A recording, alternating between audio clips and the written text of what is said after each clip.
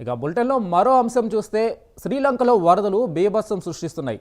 దీంతో భారత ఆపరేషన్ సాగర్ బంద్లో భాగంగా కీలక నిర్ణయం తీసుకుంది. కష్టాల్లో ఉన్న పొరుగు దేశాన్ని ఆదుకునేందుకు శ్రీలంకకు భారత్ భారీ సహాయం అందిస్తుంది. శ్రీలంకలో విపత్తు బాధితులకు సహాయం అందించేందుకు భారత ప్రభుత్వం ఆపరేషన్ సాగర్ బంద్ను ప్రారంభించింది. ఈ ఆపరేషన్లో భాగంగా భారత వైమానిక దళానికి చెందిన C-130J విమానం కొలంబోలో దిగింది. ఆ విమానంలో సుమారు 12 టన్నుల మానవతా సహాయ సామగ్రిని శ్రీలంకకు పంపారు. ఇక కొలంబోలోని బండారు నాయకే అంతర్జాతీయ ఎయిర్పోర్టులో భారత హైకమిషన్ అధికారులు, శ్రీలంక వైమానిక దళ అధికారులు వస్తువులను స్వీకరించారు.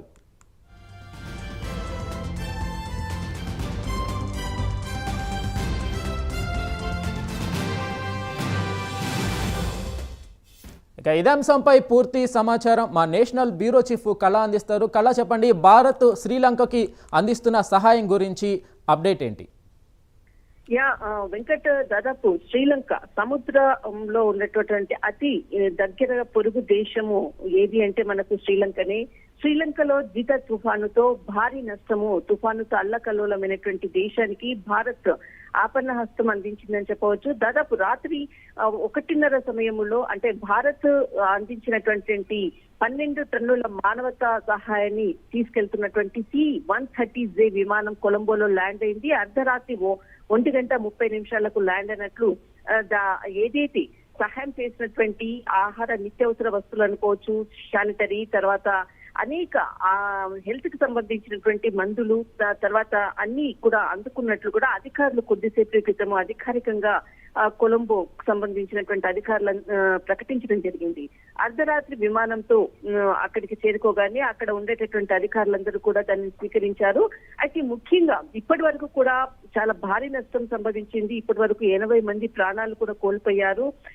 ఇక్కడ అంటే శ్రీలంకకు తర్వాత ఏదైతే భారత్ కు మధ్య ఉండేటటువంటి విదేశీ సంబంధాలు అనుకోవచ్చు, గతంలో కూడా శ్రీలంక అధ్యక్షురాలు కూడా ఇక్కడికి రావడం జరిగింది. అయితే ముఖ్యంగా ఆపరేషన్ సాగర్ బంధు అన్నటువంటి పేరుతో ఇటు శ్రీలంక భారత్ మధ్య ఏదైతే జితా తుఫాన్ లో సహాయం అందించడానికి ఒక పేరును కూడా నామకరణం చేశారు. ఇందులో భాగంగానే ప్రత్యేకమైనటువంటి నావికా దళంతో అనుకోవచ్చు, తర్వాత మనకి యుద్ధ అంటే విమానంతో కూడా C-130J విమానం ద్వారా కూడా అక్కడ అంటే శ్రీలంక ప్రజలకు నిత్యావసర వస్తువులను అందజేసే విధంగా కూడా ఆపరేషన్ సాగర్ బంధు అన్నటువంటిది ఇక్కడ భారత్ శ్రీలంక మధ్య ఉన్నటువంటి ఒక అనుబంధానికి గుర్తుగా కూడా ఇక్కడ అవసరాల నిమిత్తంగా కూడా దీనికి సంబంధించినటువంటి సహాయ సహకారాల కొరకు ప్రత్యేకమైనటువంటిది పోర్టల్ కూడా ప్రారంభించింది. అయితే ఇక్కడ INS విక్రాంత్ తర్వాత ఫ్రంట్ లైన్ యుద్ధనాక INS ఉదయగిరి ద్వారా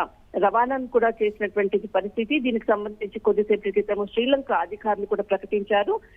అయితే దీనిపై కూడా ప్రధాని నరేంద్ర మోడీ కూడా స్పందిస్తూ శ్రీలంక ప్రజలకు తన సంతాపాన్ని కూడా తెలియజేస్తూ ప్రత్యేకమైనటువంటి ట్వీట్ ను కూడా సోషల్ మీడియా వేదికగా పంచుకోవడం జరిగింది. నష్టపోయినటువంటి శ్రీలంక ప్రజలకు మేము ఎప్పుడు కూడా తోడుగా ఉంటాము. ఖచ్చితంగా భారత్ సమీప సముద్ర పొరుగు దేశము, భారత్ ఎల్లవేళలా కూడా సహాయ సహకారాలు అందిస్తుంది అంటూ కూడా చెప్పడం జరిగింది. అయితే ఇప్పటి వరకు కూడా వీరికి అంటే ఇక్కడ యుద్ధ విమానాల ద్వారా ఎప్పటికప్పుడు కూడా మేము అందుబాటులో కూడా కొలంబోకు తర్వాత అనేక అంతర్జాతీయ అంటే ఇక్కడ కొలంబో అంతర్జాతీయ విమానాశ్రయానికి సంబంధించినటువంటి అక్కడ మన C-130 విమానం ల్యాండ్ కావడంతో అక్కడ ఉండేటటువంటి అధికారులు స్వీకరించడము, కానీ ముందు కూడా ఇంకా ఇరు దేశాల మధ్య సహాయ సహకారాలకు సిద్ధంగా ఉంటుంది అంటూ కూడా ఇటు కేంద్ర ప్రభుత్వం కూడా ప్రకటించినటువంటి అంశం. మొత్తం మీద జిత తుఫాన్తో అల్లకల్లోలమైనటువంటి శ్రీలంకకు భారత్ ఆపన్న హస్తము ఆపరేషన్ సాగర్ బంధు ద్వారా అందించిందని చెప్పవచ్చు. అయితే కళ, ఉపఖండంలో భారత్ పొరుగు దేశాలకి సహాయం అందిస్తూనే ఉంటుంది, మనం చూస్తూనే ఉంటున్నాం. కాకపోతే శ్రీలంకకు మరే ఇతర దేశాల నుంచి ఏమైనా సహాయం లభిస్తుందా?